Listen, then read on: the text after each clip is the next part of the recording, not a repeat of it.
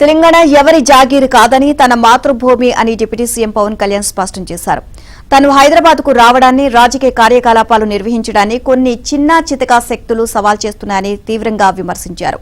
తెలంగాణలో ఉండడం అనేది తన ప్రాథమిక హక్కు అని, ఎవరూ తనను తన మాతృభూమి నుంచి దూరంగా ఉండాలని చెప్పలేరు అని వ్యాఖ్యానించారు. ఢిల్లీలో ఏఎన్ఐ వార్తా సంస్థకు ఇచ్చిన ఇంటర్వ్యూలో పలు అంశాలపై ఆయన స్పందించారు.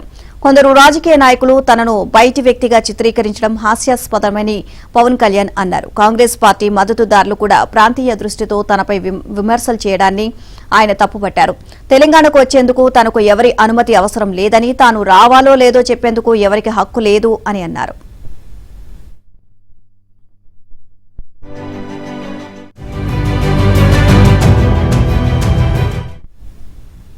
కాంగ్రెస్ వంటి జాతీయ పార్టీ ఇలాంటి విచ్ఛిన్నకర ఊకదంపుడు వ్యాఖ్యలను చేయడంపై ఆయన ఆశ్చర్యాన్ని వ్యక్తం చేశారు. బీఆర్ఎస్ 10 ఏళ్లు అధికారంలో ఉన్నా ఇలాంటి వేర్పాటువాద ధోరణి ప్రదర్శించలేదు అన్నారు. కాంగ్రెస్ అధికారంలోకి వచ్చిన తర్వాతే ఇలాంటి విమర్శలు మొదలయ్యాయి అని విమర్శించారు. బీఆర్ఎస్ గా మారిన టీఆర్ఎస్ ఇలాంటి మాటలు అంటే అర్థం చేసుకోవచ్చని, కానీ కాంగ్రెస్ వాదులు ఈ వ్యాఖ్యలు చేయడం విచిత్రంగా ఉందని అన్నారు. ఇక తెలంగాణతో తన సంబంధాలు ఎంతో లోతుగా ఉన్నాయి అని, తాను యుక్త వయసులో క్రియాశీలకంగా ఉన్న రోజుల నుంచి తెలంగాణతో బంధం పెనవేసుకుంది అని చెప్పారు.